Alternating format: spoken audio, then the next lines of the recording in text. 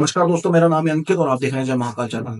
पिछले बड़े दिनों से ना लोग सोच रहे थे यार लड़ाई होगी भी नहीं होगी, या ये सिर्फ यूट्यूब चैनल ही बैन होते रहेंगे, या आईएमएफ पे प्रेशर बनाया जाएगा कि भाई पाकिस्तान को लोन देना बंद करो, सी पोर्ट्स बंद होंगे, पीपल टू पीपल कॉन्टैक्ट बंद करने की कोशिश की जाएगी, या आगे जो लोग मिलिटरी एक्शन चाह रहे हैं वो भी होगा।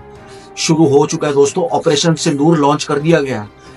जैश ए मोहम्मद, लश्कर ए तैयबा और हिजबुल मुजाहिदीन जो कि जिहादियों के ठिकाने हैं, उनको तबाह कर दिया गया। 100 से ज्यादा जिहादी मारे गए हैं। ये ऑपरेशन लॉन्च किया गया पीओके के अंदर। इनके 9 ठिकाने ध्वस्त हो गए, भावलपुर, मीरपुर और कोटली।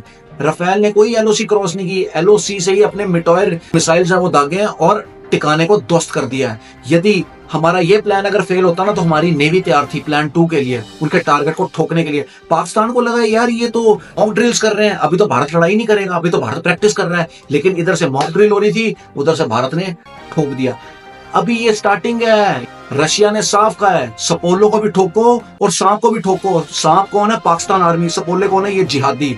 अगर सांप को नहीं पकड़ेंगे तो सपोले और पैदा हो जाएंगे, क्योंकि इनके पास मदरसे इतने हैं कि ये हजारों की तादाद के अंदर ये जिहादी बना सकते हैं और सालों साल भारत के अंदर भेज सकते हैं। मुनीर को ठोकना है और मिशन पीओके करना इस बारी पूरा। राजनाथ सिंह जी ने कहा ना कि पब्लिक भारत की क्या चाह रही है, पब्लिक भारत की लार्जर स्केल पे चाह रही है कि पीओके को लेके आओ, जो पाकिस्तान आर्मी की सबसे बड़ी दहशतगर्द है, इनकी धरपकड़ करो। तो अभी ये दस्तक दिया भारत ने, असली लड़ाई बाकी है। Khawaja Asif, defence minister of Pakistan, बड़ी बड़ी धमकियां दे रहा था, भारत इंडस वाटर ट्रीटी बंद करेगा ना हम तो न्यूक्लियर फेंक देंगे, टैक्टिकल वॉर कर देंगे। क्या हुआ? वो मुझे पता है कुछ नहीं करना कराना, उल्टा भारत ने घुस के ठोक दिया तुम्हें। राफेल 9 ठिकाने तुम्हारे तबाह कर दिए और अभी ये स्टार्टिंग है, अभी आगे होगा। पाकिस्तान के अंदर लाल मस्जिद है, बड़ी मशहूर मस्जिद है, वहां पे मौलवी ने तकरीर करते बोला भाई बताओ कौन कौन पाकिस्तान आर्मी के साथ खड़ा है।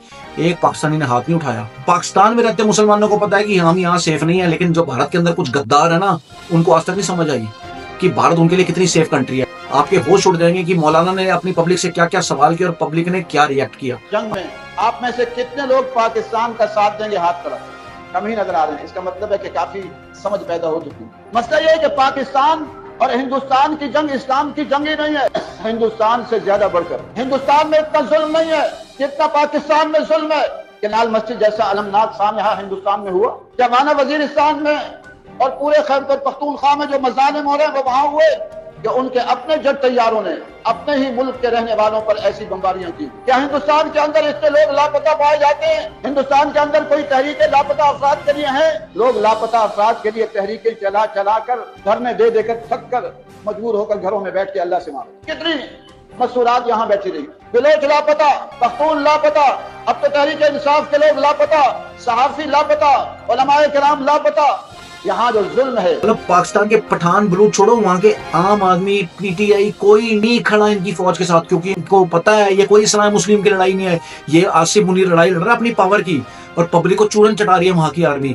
इसीलिए कोई सपोर्ट में पाकिस्तान के नहीं खड़ा। पाकिस्तान का एक पत्रकार है, क्योंकि ये जिहादी है, इनका पत्रकार हो, इनका मिनिस्टर हो, पब्लिक को सारे रेडिकलाइज्ड है। उसने बोला यदि हम भारत से जंग जीत जाते हैं ना तो बॉलीवुड की इतनी एक्ट्रेस है ना उसको मैं बांदी बनाऊंगा, जाने की सेक्स स्लेव बनाऊंगा।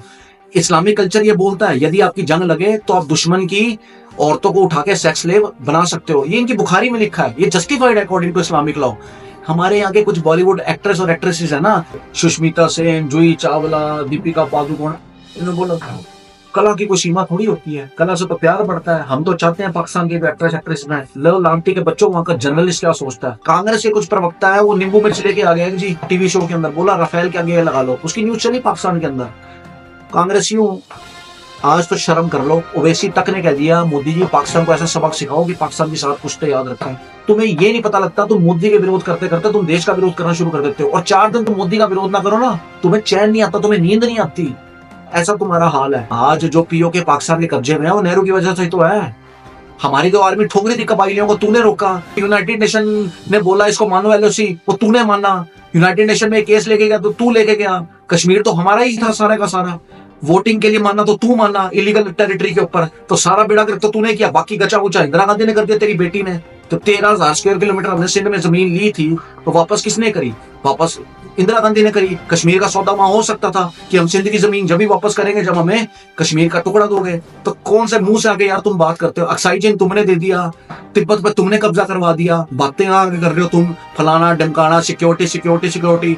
तुम्हारे टाइम में क्या हालत है सिक्योरिटी की? ये ऐसे लांती के बच्चे हैं, पूरा देश एक साथ खड़ा है, लेकिन ये अपनी पॉलिटिक्स के चक्कर में, ये पाकिस्तान को खुश करने के चक्कर में, यहाँ के मुस्लिम वोटों के लिए ये किसी भी हद तक गिरते हैं।